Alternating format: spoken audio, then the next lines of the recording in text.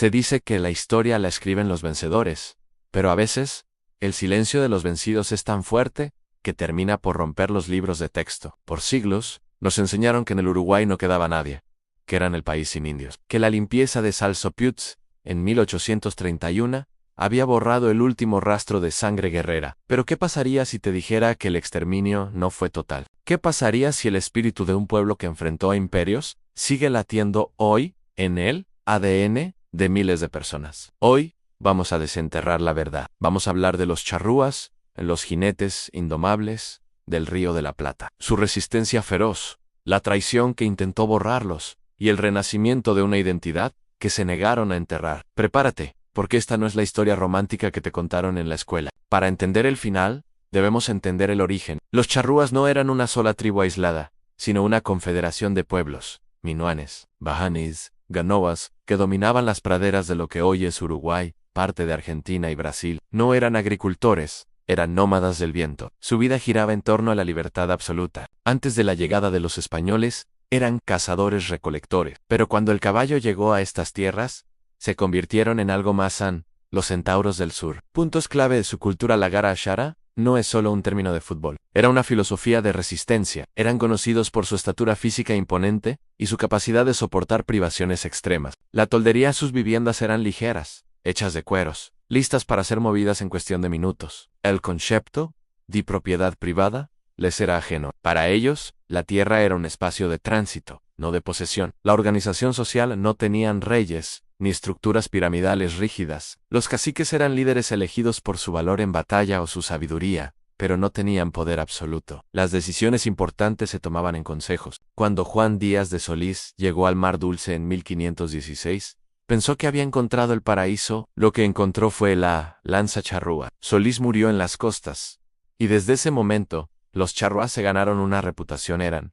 Eran el pueblo más difícil de someter en toda América del Sur. A diferencia de los grandes imperios como los incas o los aztecas, los charrúas no tenían una capital que capturar. Eran una guerrilla constante. Durante 300 años, ni España ni Portugal pudieron controlarlos del todo. El vínculo con el caballo. Aquí ocurre un fenómeno fascinante. Los charrúas adoptaron el caballo europeo y lo perfeccionaron. Se volvieron maestros de la equitación sin montura.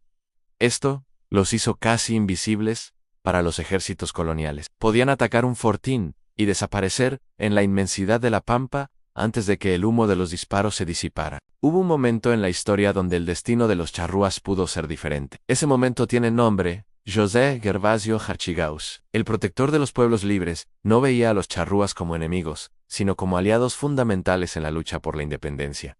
Los llamaba mis bravos charrúas. En su villarcito, los indígenas tenían un lugar de respeto. Artigas entendía que la soberanía de la tierra también les pertenecía a ellos. Pero el sueño de Artigas fracasó. Fue traicionado y exiliado. Y con su caída, los sectores que buscaban una civilización al estilo europeo tomaron el poder. Para la nueva oligarquía de Montevideo, los charrúas ya no eran aliados. Eran un obstáculo para el progreso ganadero y la propiedad privada. Llegamos al punto de inflexión. El año es 1831. En el primer presidente del Uruguay independiente, Fructuoso Rivera, decide que el problema indígena debe terminar. Lo que ocurrió no fue una batalla, fue una emboscada. Rivera, que conocía bien a los caciques y había peleado junto a ellos, los citó a orillas del arroyo Salsipuedes para discutir la defensa de las fronteras. Los charas, confiando en la palabra de quien consideraban un compañero, asistieron desarmados y con sus familias. La matanza era una señal de Rivera. Las tropas rodearon a los indígenas. Cientos fueron asesinados en el lugar. Las mujeres y los niños fueron llevados a pie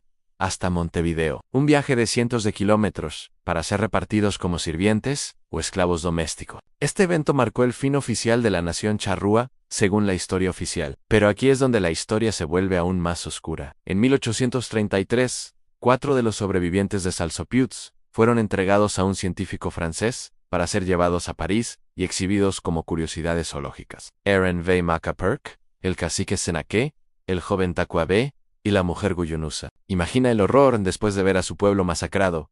Son metidos en una jaula y cruzan el océano para ser estudiados como animales en un circo humano. Senaque murió de tristeza al poco tiempo. Vaimaca se dejó morir de hambre, manteniendo su dignidad hasta el último aliento. Guyunusa tuvo una hija en cautiverio, pero murió de tuberculosis. Solo Tacubé logró escapar con la niña en brazos, perdiéndose en las calles de París. Su rastro se perdió para siempre, pero su historia quedó como el símbolo máximo de la crueldad del siglo XIX por más de 150 años. Uruguay se enorgulleció de ser el país más europeo de América Latina.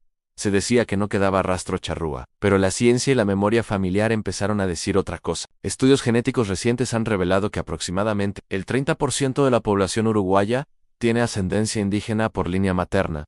¿Qué significa esto? Que los charrúas no desaparecieron, fueron asimilados a la fuerza, ocultos en los apellidos españoles, pero su sangre siguió fluyendo. Hoy en día, hay un resurgimiento de la identidad. Personas que reclaman su origen, que estudian la lengua que se creía muerta, y que exigen el reconocimiento del Estado. La garra charrúa pasó de ser un eslogan deportivo a ser un grito de justicia histórica. La historia de los charrúas nos enseña que el olvido es la forma más definitiva de muerte, pero también que la memoria es un acto de resistencia. No fueron simplemente bárbaros que no se adaptaron, fueron un pueblo que valoró la libertad por encima de la vida misma. Al mirar hacia atrás, no debemos ver solo una tragedia, debemos ver la resiliencia. El Uruguay de hoy, y gran parte de la región Platense, tiene una deuda pendiente con sus raíces, porque un árbol que niega su raíz, tarde o temprano, se seca. Los charrúas no son solo un capítulo en un libro de polvo, son el recordatorio de que, incluso en el rincón más silencioso del mundo, siempre habrá alguien dispuesto a luchar por su identidad. Si te ha gustado este viaje por la historia prohibida,